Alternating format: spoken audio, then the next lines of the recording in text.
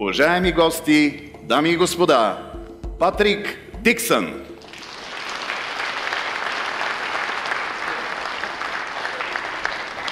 Thank you.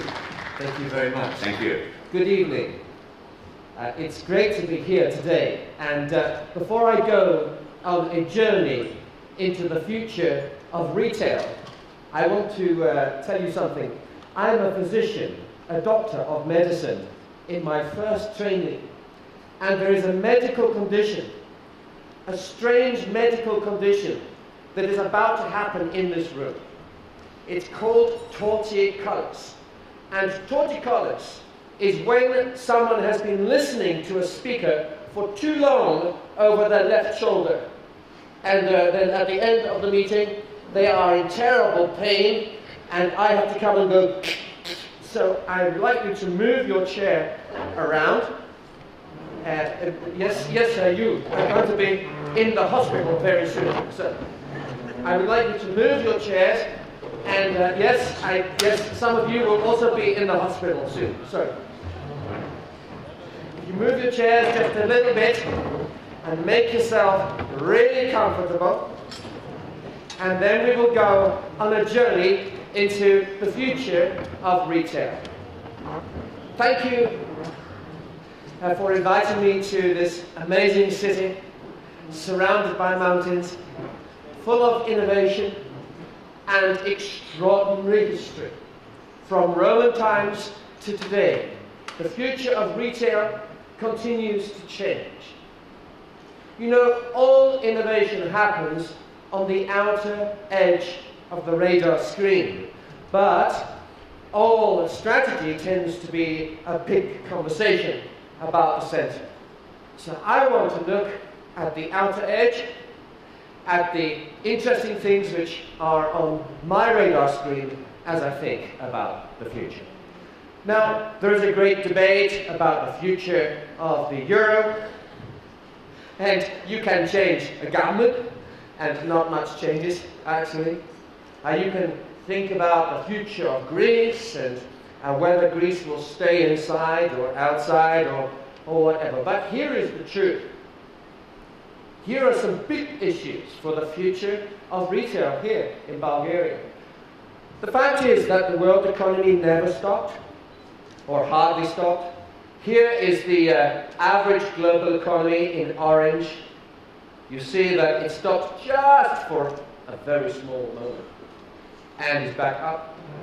We see the consistent growth in the emerging markets, and when you look at what's happening around the world, you see that the future of Bulgaria will be influenced by what is happening elsewhere.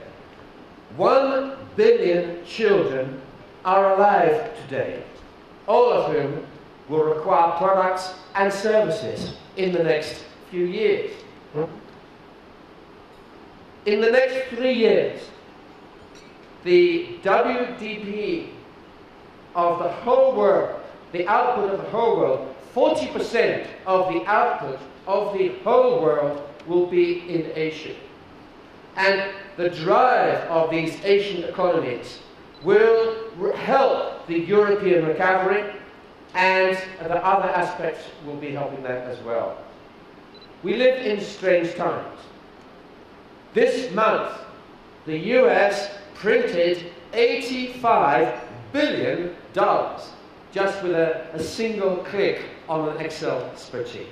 And they've done that every single month for the last few months, which means that we can expect inflation. It means that really big changes are likely in the values of currencies. Look at this. The Chinese government alone is sitting on $3.4 trillion of US currency.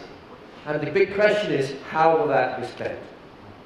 But you know, there is one word that will drive the future more than economics, more than innovation, more than customer services. This word is more important than politics.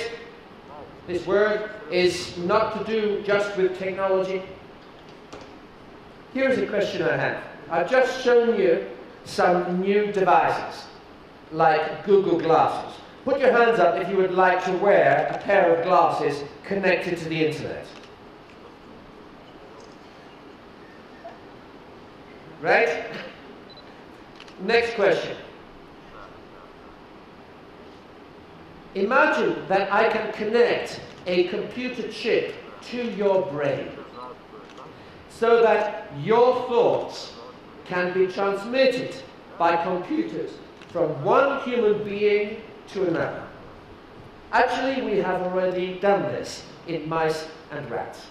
We are growing chips into brain tissue in animals, and animals are sending thoughts at the speed of light using wireless communication over thousands of miles.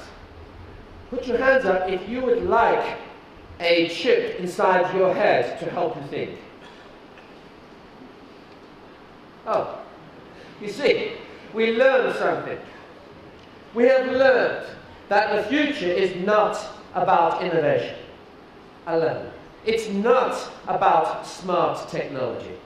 The future will be driven by one word, and this word has driven all of human history and will drive the next 1,000 years of tomorrow. This word, of course, is not about the technology, it's about emotion.